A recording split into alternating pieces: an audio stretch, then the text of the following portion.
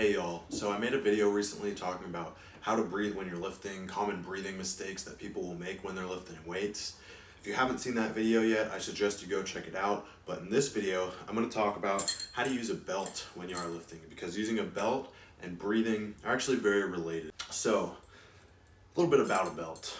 A lot of people think that throwing on a belt automatically makes a lift safer, right?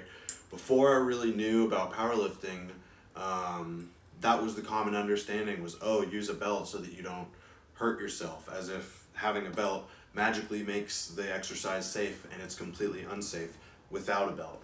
That is not true. There are tons of people who train without belts. They lift heavy, they're strong, right? They're training hard, and it's fine. The reason it's fine is because they know how to breathe and brace properly. The belt is just an auxiliary to breathing and bracing. The belt is just a tool that helps us with our breathing and bracing pattern. It does not automatically protect your spine. Sure, it does provide some artificial rigidity. So if you aren't making enough pressure with your torso and with your breathing, then a belt will make up for some of that. But if you want to be as safe as possible, you really should be lifting properly, and you really should learn how to breathe and brace your torso so that your lower back remains safe, rather than relying on a belt, because it's not really fixing the problem. It's kind of just like a temporary band-aid. But basically, a couple things with a belt. So you don't want it too loose to where it's not actually providing the rigidity that you would like it to, but you also don't want it so tight that you aren't able to breathe. So sometimes people will make their belts super duper tight, almost like a corset, and they feel like because it's so tight that this is like safer or better somehow.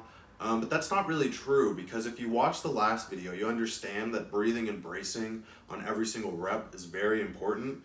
And if the belt is so tight that you can't really breathe into it, how are you going to create the intra-abdominal pressure that you need to lift safely and have your upper body working in unison with your lower body? You can't. If this belt is too tight, you try to breathe into it, it's very hard, and it fills up quickly, and you can't get as much breath, as much pressure as you can if it's a little bit looser.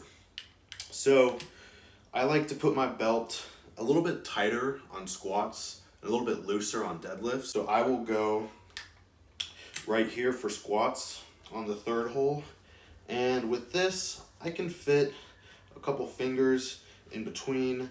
There's a little bit of room, but it's certainly not loose, all right? And on deadlifts, I will go one hole smaller. The reason for that is because when you're bent over a deadlift, it can be a little bit hard to get air and breathe and brace properly with a belt on. So I think that having a looser belt can just kind of help you still be able to get your breath at the bottom of the lift without the belt constricting you too much. So once you actually have the belt on, right, what do? You don't just throw the belt on and think that, oh wow, now I'm safe because I have a belt on. You still want to breathe, you still want to brace, exactly how I talked about in the last video, and you actually want to use the belt to make that breathing and bracing process even better.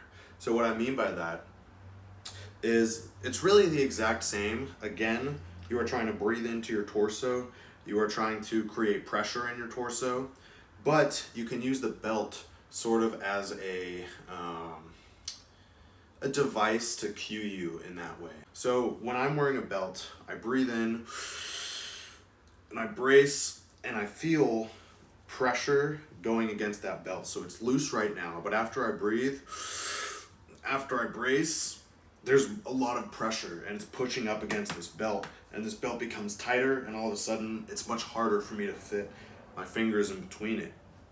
And you hold this down, and then you can breathe out a little bit as you come back up, just as I explained in the last video. Now, a few things that you might hear about using a belt, about how to use a belt, is things like pushing your belly into the belt, or people will tell you to push out against the belt. So think me just really pushing my belly out to try to meet the belt and create that pressure. But that's really not what we want to do. We want to not just create pressure in the front of our belly, but all around where our lower back is, where our obliques are, and yeah, where our stomach is. So when you have a belt on, you're breathing and you're bracing, and you're trying to breathe 360 degrees around into front, sides, obliques, and low back. So when you breathe, when you brace, you should feel all those parts of your body tighten up. You should feel pressure all the way around and really just feel that rigidity. Now that you have the belt on, right, you go through your squat, you go through your deadlift, whatever movement you're doing, overhead press, and really all the breathing and bracing stuff remains exactly the same. But if you don't know how to do the breathing and bracing, the belt is really just a crutch and maybe even more of an impediment than it is helping you. Don't rely on the belt for artificial stability. That's not safe. That's not going to make you as strong as possible, right? Learn how to create stability with your body, with your muscles, and be a better lifter, all right? Hope this helped someone. Leave a like and comment, and check out the next video.